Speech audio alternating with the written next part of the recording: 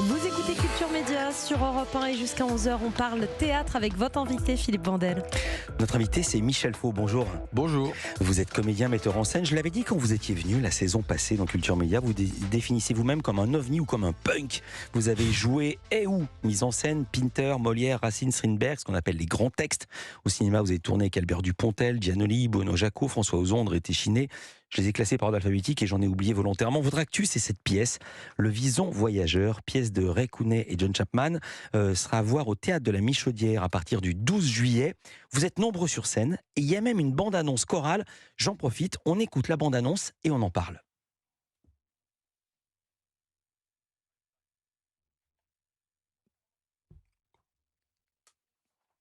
Alors normalement ça devrait arriver, la bande-annonce devrait arriver. Il y a aussi un pitch qui est extrêmement efficace et qui pose plus de questions qu'il n'en résout. Non, on vient de me dire que la bande-annonce était prête. Bonjour, je suis Steve Baudelaire. Bonjour, je suis Madame Baudelaire.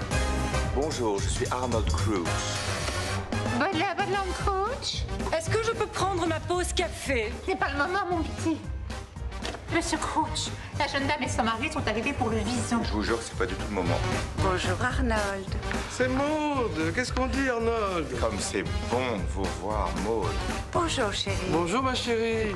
Comment ça va, ma chérie? Ça va. Et toi, chérie? Ça va, ça va. Chérie? Dis-moi, chérie. Excuse-moi, j'ai une petite urgence. Ça va, toi? Ça va très bien et toi? Ça va, je vous dérange pas trop? Les gens sont fatigants.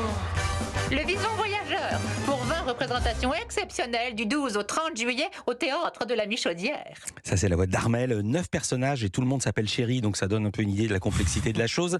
Il y a un pitch extrêmement efficace et qui pose davantage de questions qu'il n'en résout. Steve Baudelaire est un très bon vendeur, alors comment en est-il à céder un sublime manteau de Vison au 10e de sa valeur? Pourquoi se réjouit-il à ce point de payer lui-même sa différence? Comment expliquer à son associé le puritain Crouch qu'il a développé un lien privilégié avec la cliente, et dans quelles circonstances Madame Michael va-t-elle se retrouver nue sous ce manteau? Je vous laisse développer, essayer de nous exposer la pièce. Non, mais la pièce, c'est le théâtre anglais des années 70. Et Ray Cooney, c'est un digne héritier de Feydeau. Et c'est une mécanique infernale. Et des gens vont devenir fous à cause d'un manteau de Vison. C'est-à-dire que pour un prétexte, ce prétexte déclenche des catastrophes et des quiproquos et une hystérie générale. On peut raconter le prétexte. Il y a deux associés, on peut raconter ça ou pas? Oui. Il y a deux associés, il y a Baudelaire qui est plutôt volage, le puritain Crouch, ils sont associés, ils ont la meilleure fabrique de Vison de Londres. Et il y a une dame qui doit venir avec son mari acheter un Vison, une jeune dame. Ce Vison vaut très très cher, c'est le plus beau de la boutique, il vaut 5000 livres, ce qui est une somme considérable à l'époque. Et Baudelaire décide de le faire, non pas à 5000, mais à 500. L'autre dit, mais c'est pas possible. Et il lui rajoute 4500 livres, donc la différence, dans la poche de Crouch. Pour quelle raison? Il paye la différence parce que Madame McMichael est sa maîtresse, en fait. Donc il veut lui faire un cadeau et donc il fait payer au mari de sa maîtresse juste 500 livres et puis lui il paye la différence, en fait. Mais juste comme ça, voilà, c'est un cadeau qu'il fait. Et cette situation va devenir va dégénérer, démente, ouais. et démente et débordante. Alors j'ai lu la pièce, mais je ne l'ai pas vue. Et alors dans le texte que j'avais, il n'y avait pas la distribution. Il y avait votre distribution, il y avait les personnages, mais on ne savait pas qui était affecté où. Et je me suis dit, qui est Michel Faux? Est-ce qu'il est le volage Baudelaire ou est-ce qu'il est le puritain Crouch? Parce que les deux sont savoureux.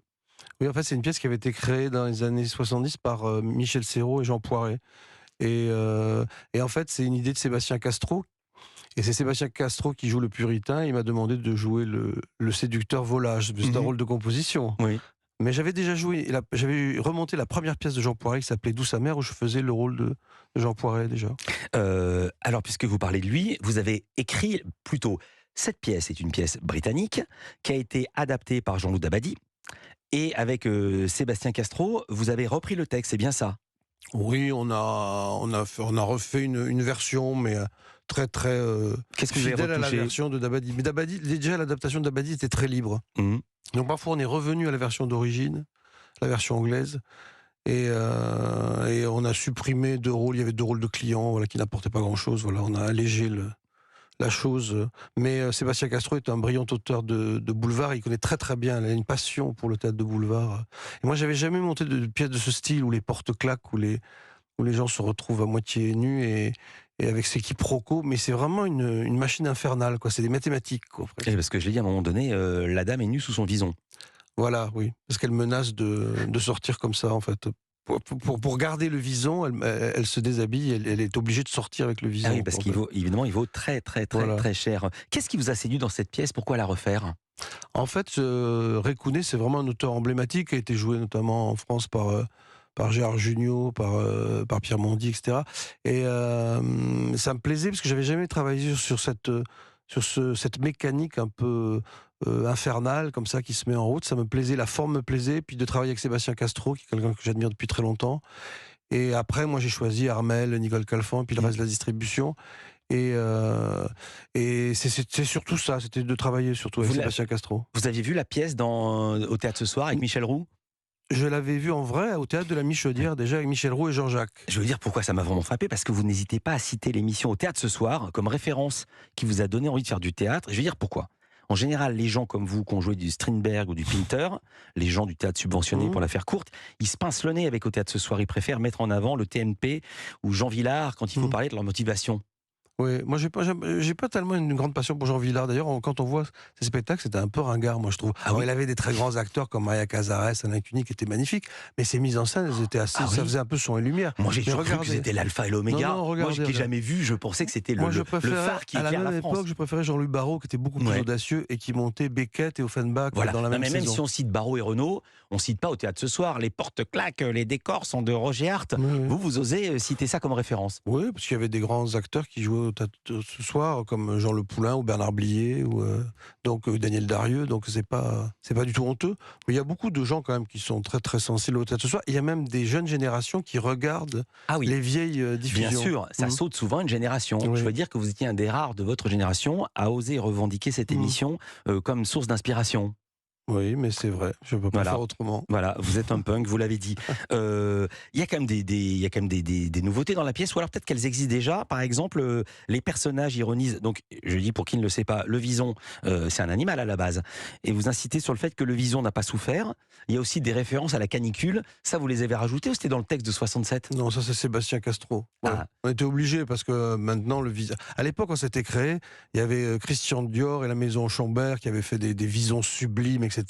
Maintenant, nous c'est que de l'acrylique, quoi. C'est que du plastique, quoi. J'imagine. C'est absolument impensable autrement. Donc il y a vraiment les temps ont changé. Mais on a gardé la pièce dans le look années 70 qui est charmant et ravissant, quoi. Pour quelle raison? Pour qu'il n'y ait pas de portable? Il y a quand même des téléphones. Je dois dire, c'est du Fédo ou du Labiche, mais moderne.